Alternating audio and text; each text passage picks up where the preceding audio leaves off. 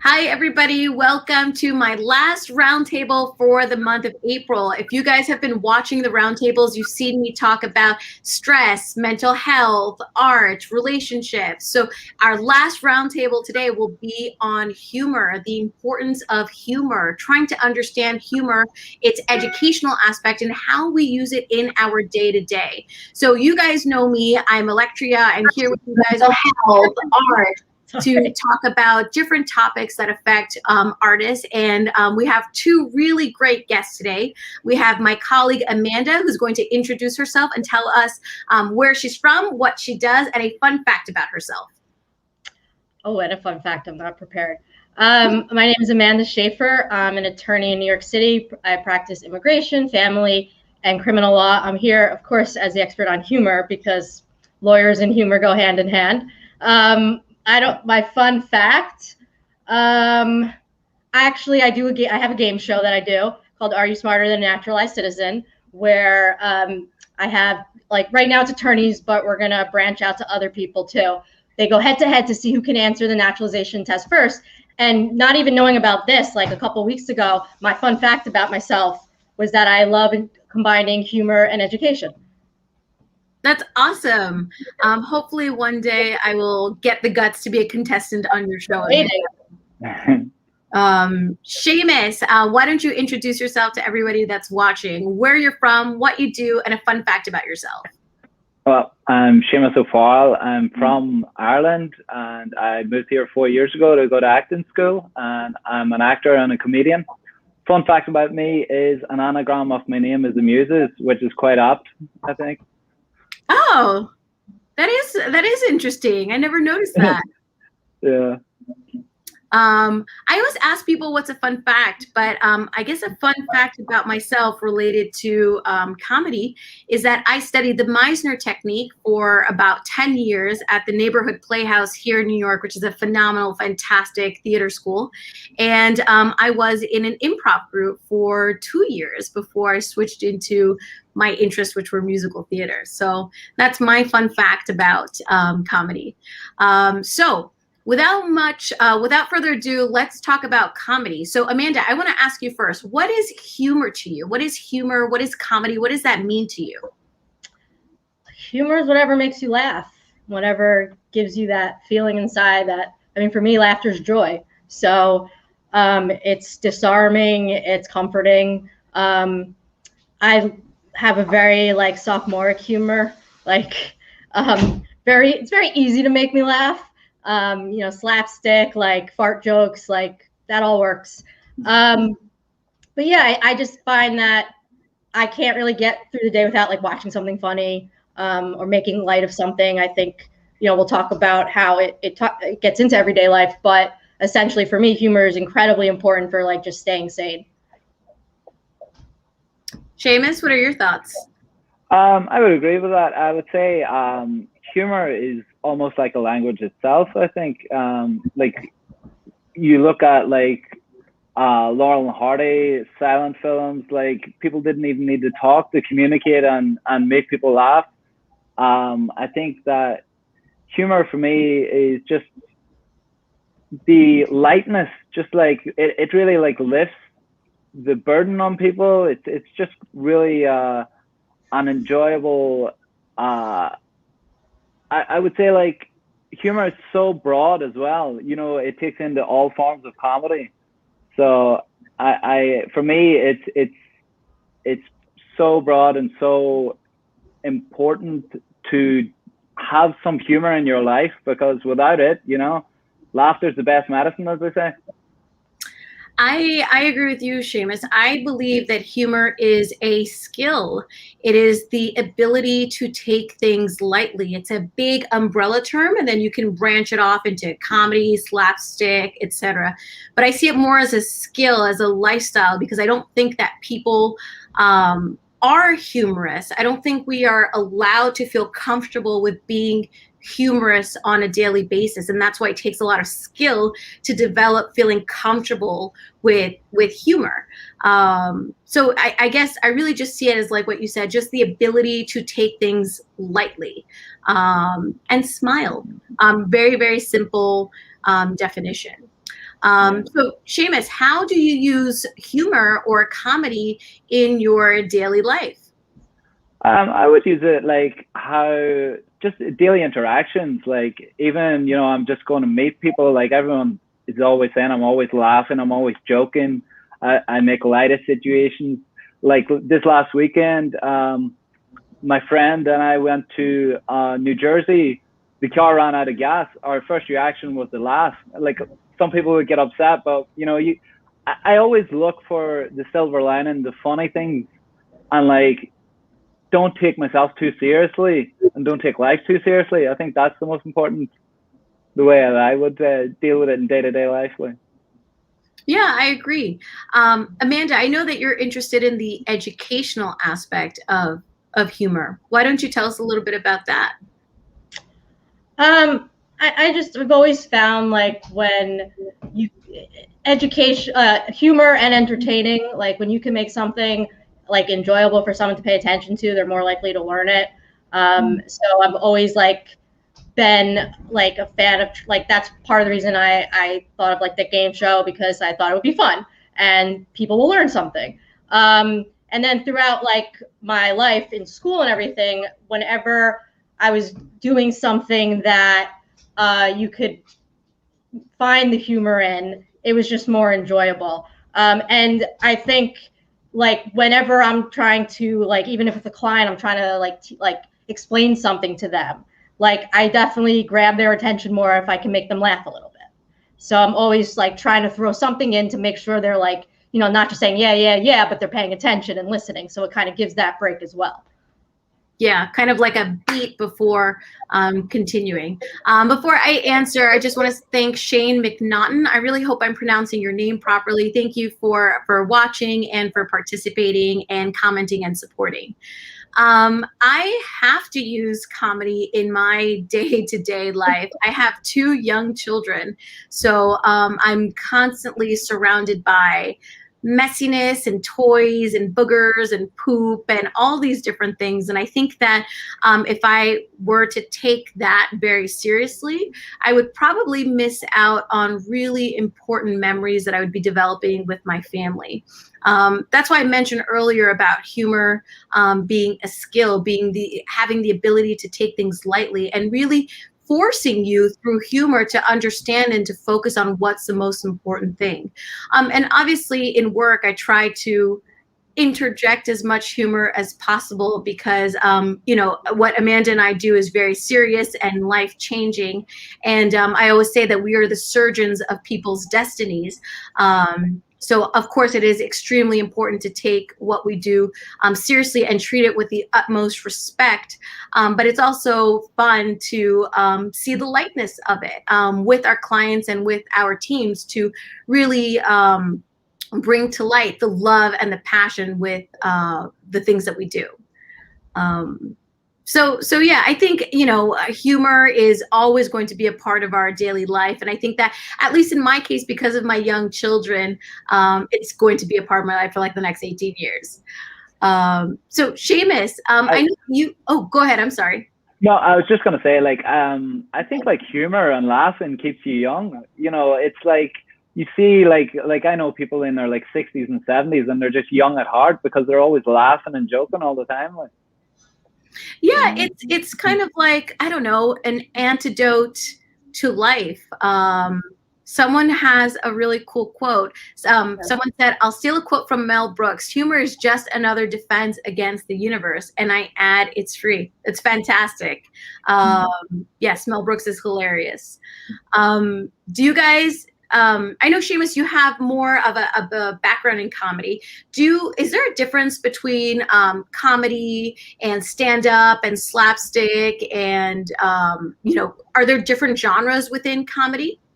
Yeah, for sure. Like I would say like comedy is like an umbrella, and then you have different branches, like you mentioned, like skit comedy, sketches, where there's just like that like standalone scene or whatever that, and there's like a funny sort of end to it or resolution.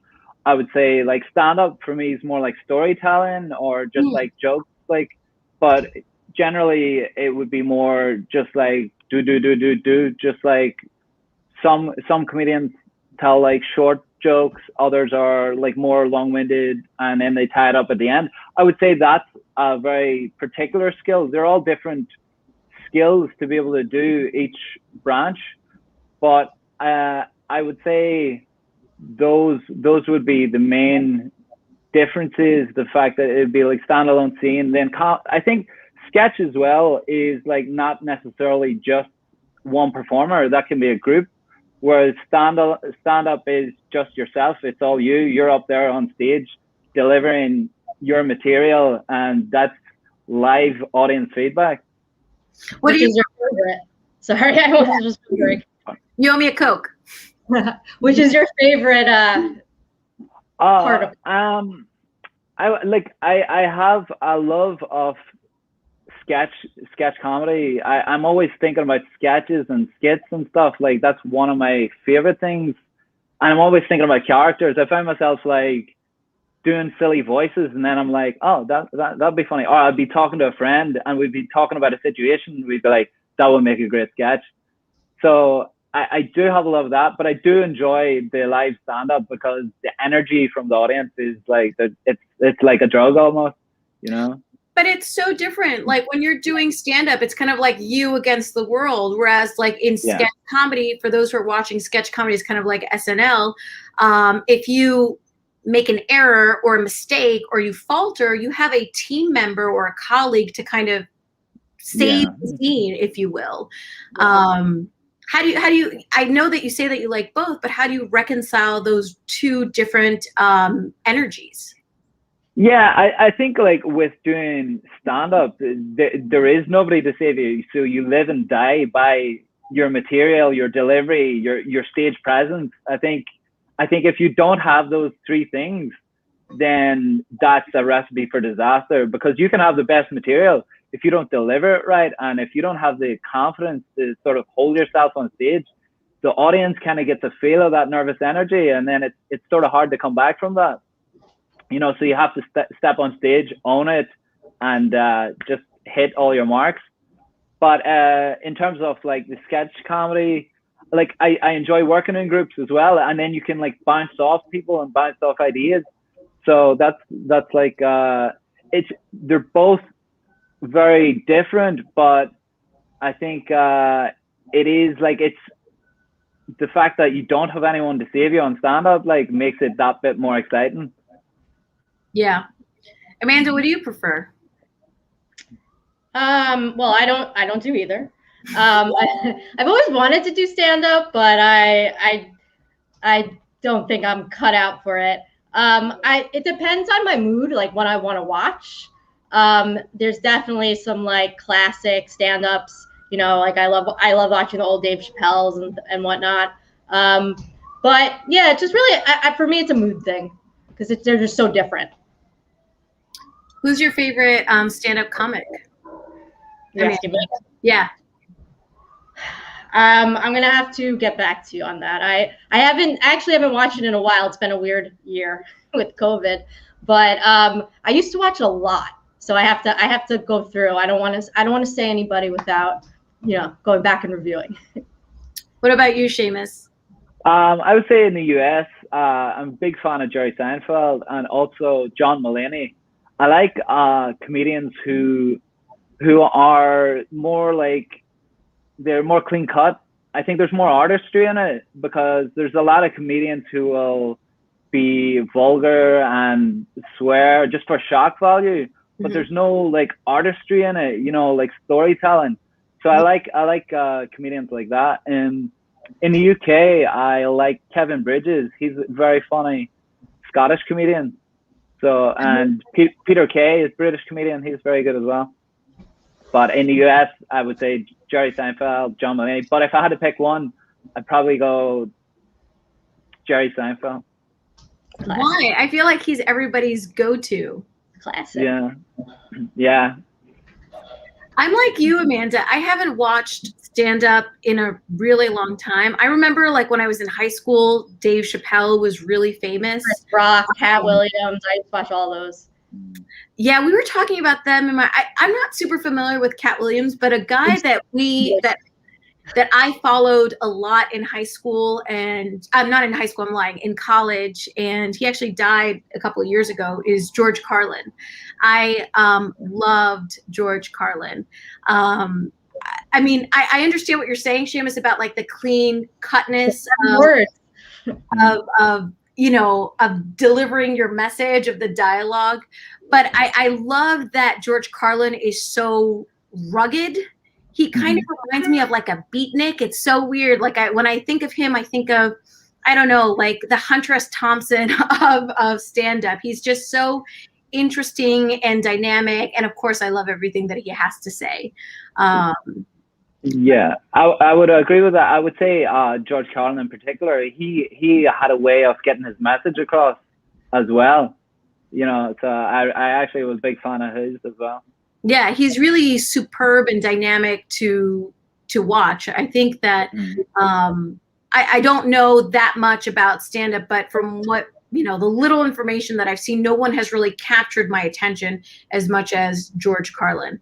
But again, I haven't seen Cat Williams, and you seem to really like him, Amanda. What do you like about Cat Williams? I haven't watched it in a long time, but I know, like, I cry laugh when I watch it.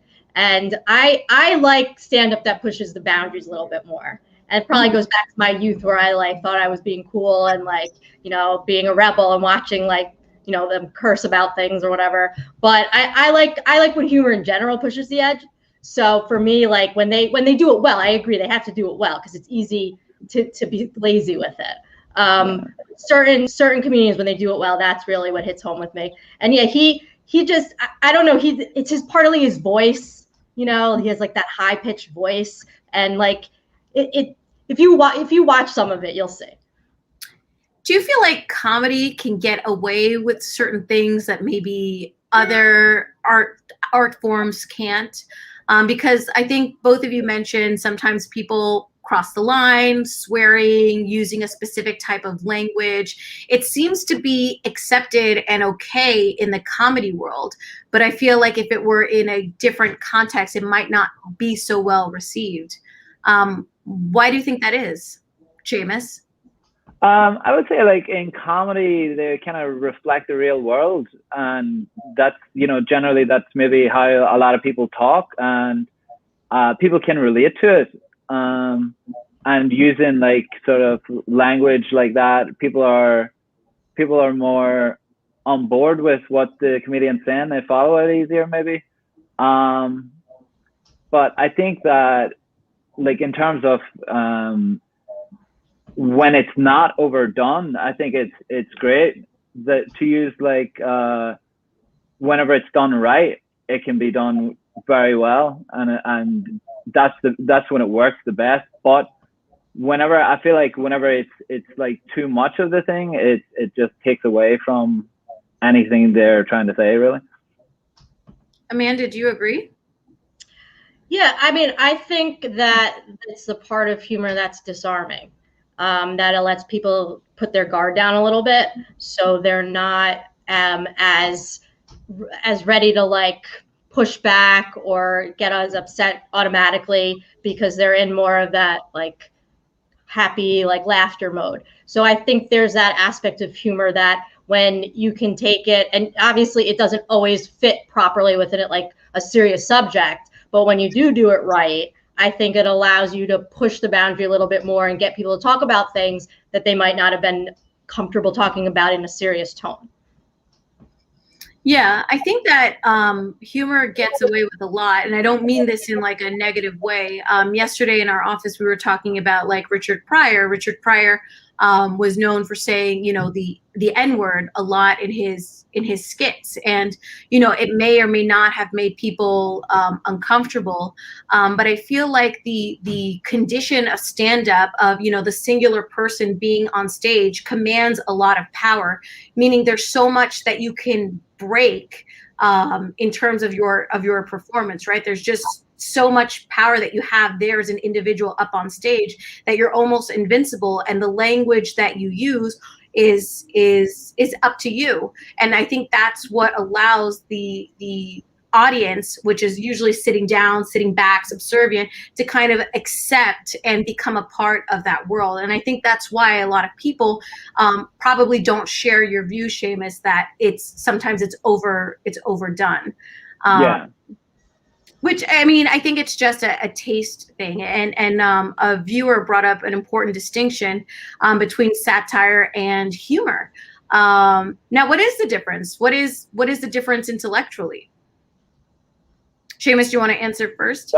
Satire, for me, satire is like, there's like a message behind it, like politically, maybe. I think like The Daily Show is a classic example of that. Mm-hmm. And like humor, I think it goes back to just what we were saying. It's like a broad range. I think satire is like one of those branches of humor. But sometimes the thing with satire is it's sometimes so scary. Like sometimes watching that and it's satire and you're like, this is funny, but also scary. You know, like whenever they're doing like satire, it's like so funny because it's so true. Amanda, what do you think? Yeah, and actually bringing up The Daily Show goes back to what we were talking about earlier with like education and humor. I love Daily Show. I love the Colbert Report. You know, I still love Stephen Colbert. I love all of that, John Oliver. And I think one of the things with those shows that they do is that they bring a lot of like what would be dry topics to the mainstream. And I've listened to a lot of them give interviews about their shows, and they're like, if our audience didn't understand what was going on, they wouldn't get the jokes. So it's not like you're just making light of something and not actually looking at an issue, especially in John Oliver's format where he goes and digs deep like for 40 minutes. So like for me, like satire, I agree that usually there's a message behind it. It's not always like overtly funny, but it doesn't have to be. And I totally agree with Seamus that like there are times where it is just so close to real life that it is terrifying. But it's like, I feel like it just reminds you, satire sometimes, that you have to be able to laugh at that. And we spent, especially as an immigration attorney, the last 4 years were pretty rough for us. And like, you really kind of had to just make light of those things. And I mean, I watched like a lot of things that did satire on the government, probably more than I ever did. And then I couldn't watch any of it anymore because I was like, this is enough. But when I got back to it, I'm like, this feels like normal. Like we can laugh again about our lives. It's not so bad that it's scary. Whereas humor can be, really, I think satire fits into humor, and humor encompasses a lot more. I must have taken the wrong course in college because I don't see satire like that. And it could just be my misinterpretation, but for some reason I've always associated satire with abundance and grotesquerie, an excessive exaggeration of what actually is. When I think of satire, I think of this Italian film called La Grande Buffata, which is like like a translation would be like the largest meal. And it's basically a hedonistic film about these two couples that go on this beautiful estate and spend the whole film just gorging themselves on different beautiful, eloquent meals, and then going to a different room and then all having sex together. I mean, it's just, a perfect depiction of grotesquerie, but in such a beautiful way, right? Food and sex and love, etc. Well, it did have a message.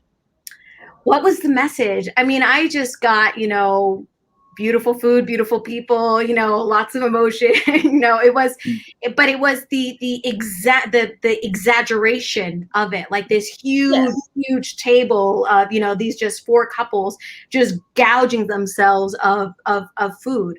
So, maybe poking fun at Italian culture, possibly. But for some reason, I've just always thought that it was grotesque and excessive. And this could probably be influenced by, the fact that when I was in school, when I was in college, my last semester, I was very focused on grotesquerie. So a lot of exaggerated images depicted in film. But that's how I've always seen satire. And I've seen satire kind of like, those little like cartoons that they do in like newspapers. Mm-hmm. but I've never really positioned it within like actual comedy like Stephen Colbert. Like I never would have thought of Stephen Colbert as satire. I think I just would have thought of him as like a comedian, who I love, by the way. I love Stephen Colbert. Yeah, I definitely know what you're talking about. Like I've never seen Star Wars, any of them. I've only seen the first one because it has really good editing, but I've never seen like the rest of the Star Wars franchise. But I've seen every single like satire on it, and like every like show that's like made fun of it, and like I enjoy that. I honestly just don't have a desire to watch it, just because like I think it's ridiculous, like the obsession with it. So when they're making fun of how ridiculous it is, I think it's funny. Oh, right. Okay. So, but doesn't that make you more curious to know more about it? Yeah. Seems pretty. Are you a Star Wars fan, Seamus? No, I actually have never seen any of the Star Wars movies either. So. Got it. Sorry, I'm probably going to get like hate mail now. No. I literally have just seen like the first film just because it's what they teach you when you learn how to edit. The editing is actually very good for the first film. But I'm not interested in those types of stories. So I've never been personally attracted or drawn to that sort of that type of science fiction. But it could be just my limitation as a person. I'm not criticizing the franchise or the director or anything about it at all. That just popped to mind. But I like a parody on like baseball. I think is like I watch that. Like I'll watch any parodies because I'd rather watch parody than the real thing. That's just how I am. A parody on baseball? Have you seen the film Basketball? Of course. Yeah. Yeah, so funny. Yeah. The creators of South Park, I haven't seen their movie. Come on. Yeah. So what are your favorite comedy films? Me? Yeah, it's a hard question. Yeah, like Dumb and Dumber, I think is my favorite comedy movie. I think it's a movie I can watch over and over and just laugh. Why? I just, it makes me laugh so much. Like I just think it's hilarious. I don't remember the film. What is it about? It's about like two guys who are like twins or something. No, they just live together, and then they like one of them's a limo driver, and he gives a lift to a lady, and she leaves her suitcase in it, and then they like travel across country to return the suitcase. But I'll not ruin it. You should watch it. It's funny. Yeah. I would say it's very silly. Yeah. It's slapstick for sure. Yeah. I mean, Harry is brilliant in it. Yeah. Like I love that where he's in Bridget. Yeah. Oh, would you say, Seamus? I didn't catch that. Oh, I was just gonna say I love when he's Jim Carrey's in the passenger seat in the truck and they're driving up the freeway and he's like pretending he's running. It's just like so slapstick. Yeah. I have to watch the film. When he licks the pole. That's a famous scene. I know that scene. That's a famous scene. Yeah. But I feel like I haven't seen the film since I was probably a child. Yeah. What's your favorite film, Amanda? I mean, I got a lot of them. I'll go with the two that came to mind. That Anchorman, just the first one. I've never seen it. What? Oh my God! You have. Is it with Will Ferrell? Yeah. Yeah. For some reason, his face bothers me. I don't know. There's some actors who they just bother me. And I know people love him. But there's just something about those big eyes that makes me not into his films. He's not the only one in Anchorman. It just, there's so many lines from that show that I probably use on a daily basis. And the other one would be Bridesmaids, because for me, that was one of the first films where you really saw women in lead comedy roles, just women. And they were some of the funniest women who are out there, and they did it so well. And whenever I see that, I'm crying, laughing the entire movie. Anchorman at this point, I could say the lines along with it. But that one, it's just I can't stop laughing when I watch it. And that film was actually nominated for an Oscar. I think the lead performer, the heavy set woman, I think she was actually nominated for an Oscar. That's interesting that you say that, because I think a couple of years, Super Troopers. I love this film, Shane. I love this film. It's a classic. I think that film, Bridesmaids, caused a little bit of controversy later on, because I think that there was a film that came out a couple of years after with a black cast with Tiffany Haddish. Yeah, it was like, I forgot the name of it, but I know what you're talking about. I don't remember the name of the film and I didn't see it, but people were saying that her performance as a comic was Oscar worthy, and that she wasn't nominated for an Oscar, and Bridesmaids was nominated for an Oscar. So I think Bridesmaids is a funny film. Probably the Tiffany Haddish film was also a funny film as well, because she's a very famous female comic. But she wasn't nominated for an Oscar. Did you see her film? Amanda? I haven't seen that one, actually. I haven't, but I've wanted to. And then I just haven't seen it. But I know she's funny. I've seen her in other things. Did you see her film, Seamus? Did I freeze?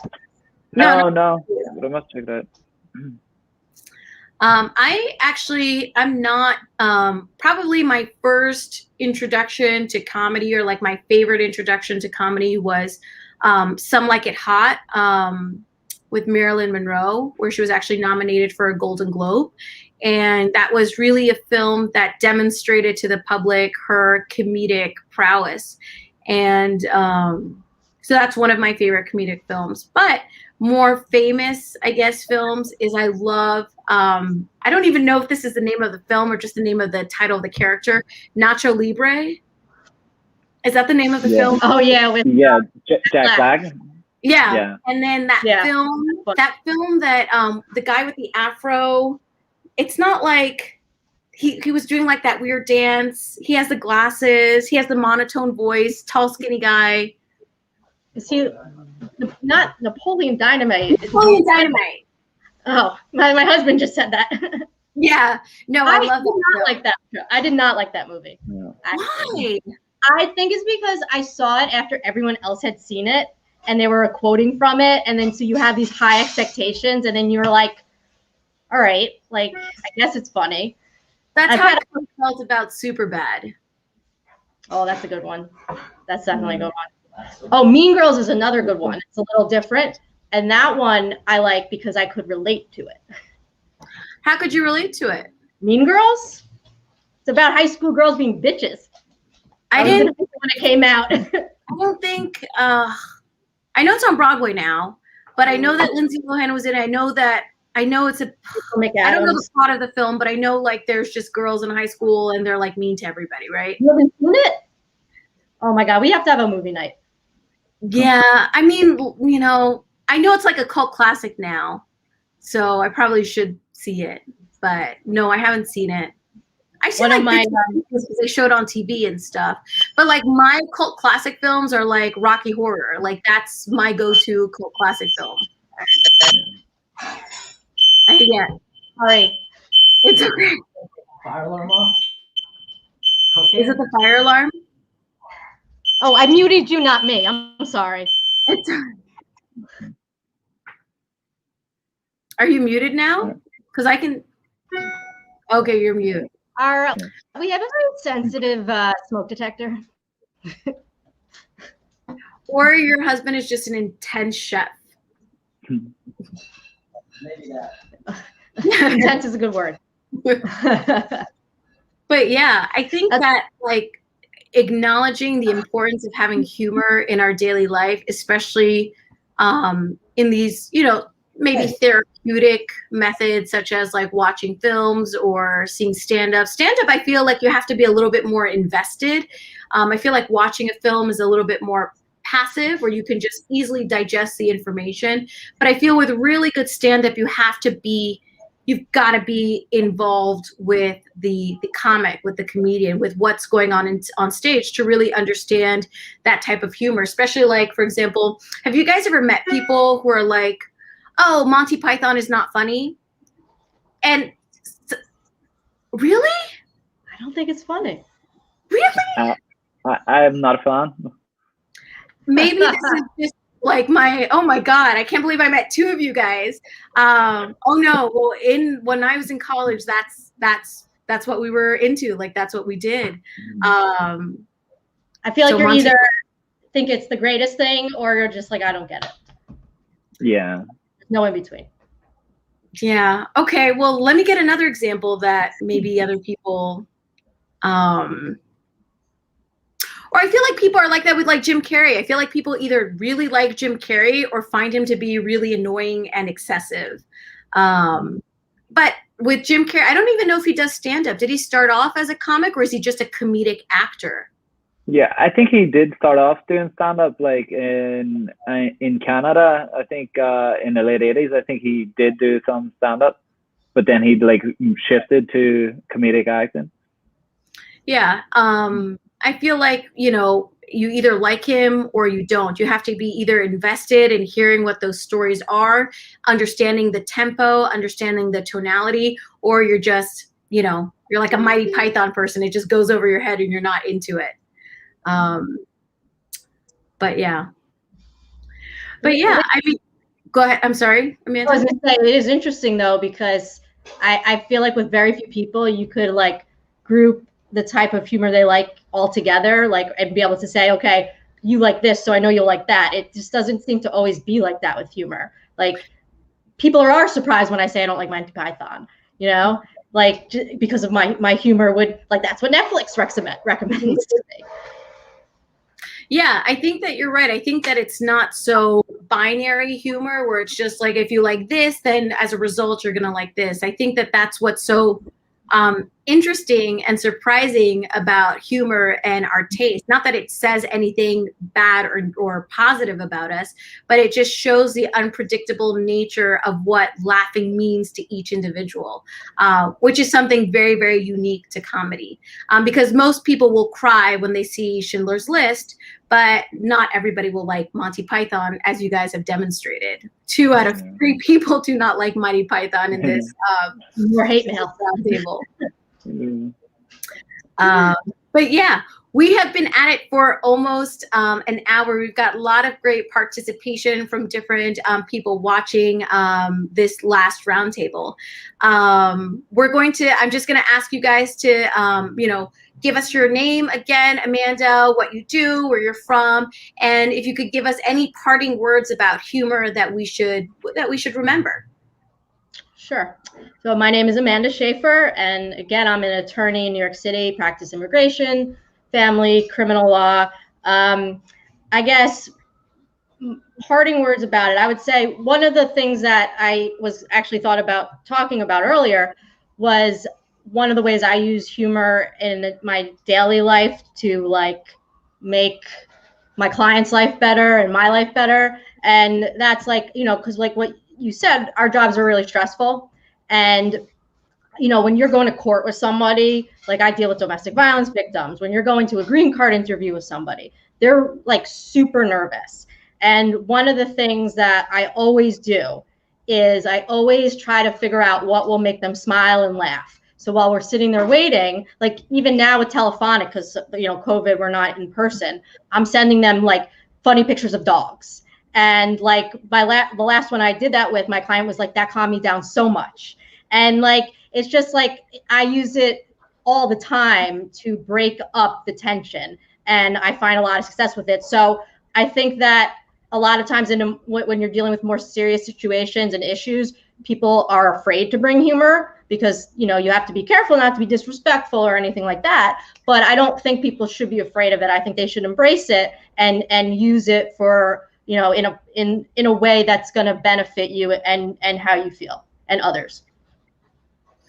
I agree. I feel like I said, people are afraid to use it, just like you said it. It's not something that comes easily to people. And there's always that fear of offending people or saying the wrong thing, which is a natural fear to have because as we discussed, everyone's tastes are different. And it's hard to really know what someone is going to find funny or not. Yep. Shane, Seamus, what are your parting words? before we sign off? I would say like just sort of reiterating, laughter's the best medicine. You know, it's like the last year in particular has been tough on people mentally, and you know it releases endorphins when you laugh. You know, you feel lighter. Like some like in Ireland, after like we have like Irish wakes, and sometimes you go to those and you laugh so much, yet you know you're at a wake, but it's just so much fun because people use it as a coping mechanism as well. Mm-hmm. And I think it's just so important to take every day and make the most of it and laugh, because you know, as I say, it keeps you young and it's the best medicine. And you know, without a laugh, what is life? I agree. I was gonna say the only lines I want on my face are laughter lines. Yeah, I did a monologue in school, and it was from Spoon River, and I picked it out, and then the teacher was saying which one spoke to you the most, and this one spoke to me, and the part in line was, I died of a broken laugh, and I hope that's how I go. I laugh so much it breaks. Definitely. That's clever. That's clever. Yeah. My parting words would be to just smile. Smile, because that smile will be that journey to laughter. And you don't know, especially like us here in New York, you don't know what can happen. You can smile, somebody else can smile, you guys can notice something, laugh together. It's something so simple, but such a powerful, powerful tool. I feel like here in New York, people are good about smiling. I get smiles all the time, and I smile to a lot of people. People are very friendly towards me in New York. Well, everyone's still masked, so you can't really say. That's true. But people smile with their eyes. Yeah, you can smile with your eyes. You can smile with your eyes. But I would say just smile. I mean, it costs nothing. In fact, I think that the act of smiling, even if you are sad or down or confused or whatever, that act will help you to internalize the smiling and the happiness that is associated with your eyes. Yes, Shane said you can smile with your eyes. And again, it's a little gift that you can give to yourself, that you can give to others. A smile is reassuring, it's sexy, it's calming, it's intimate. A smile can produce so many results. And one of the results it can produce is laughter and humor. So that's my parting words to everybody who's watching. Thank you, everybody who's watched throughout the whole month of April, the whole month of March. In May, we're going to have a new series, and we're going to have a great treat for you guys every week. I'm going to be back live to talk about different issues, and I hope to see you guys watching our lives in the month of May. I think, Amanda, you're going to have some lives coming up as well. Do you want to plug those in for those who are watching? Well, I on May, not next Wednesday, the Wednesday after, that's May 10th? Possibly. 11th? May 12th, that's my next episode of Are You Smarter Than Naturalized Citizen? So I invite everyone to tune in, especially if you're interested in what's on the naturalization test to become a U.S. citizen. And then if you like us and follow us on Facebook, The Shapiro Lawyers LLC, or at The Shapiro Lawyers. I do lives about at least once a week I talk about cases that we got approved.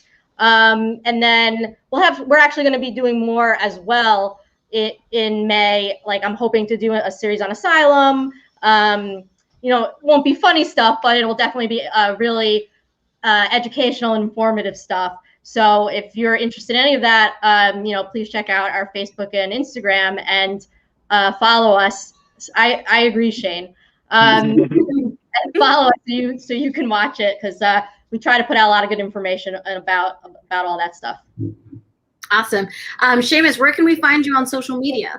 You can follow me on Instagram, Farlow7, and TikTok, Farlow, and I'll be posting lots of new sketches and skits and stuff. So I'm looking forward to producing a lot more content in the next few months.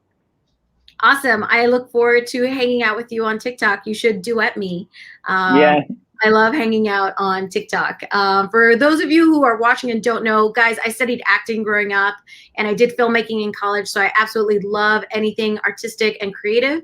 I've got 2 TikToks. I've got a Spanish language one that has over 40,000 followers and an English account. So if you want to duet me in English, then duet me at, I think my name is Elektra. It's just my name, Elektra Yao. So thank you everybody for watching. Definitely duet Seamus and me on TikTok, and let's bring more humor to our lives. For sure. Thank you, Elektra. Bye everybody. Thank you, Elektra. Thank you for watching. Bye everybody. I guess we're done. Yeah, I guess. It's still. All right. I think she forgot to end. I think she forgot to end it. It says it's live. It says it's live. All right. Oh, well, I guess if we leave, then it'll end. Yeah, I guess. All right. All right. Have a good one. Bye.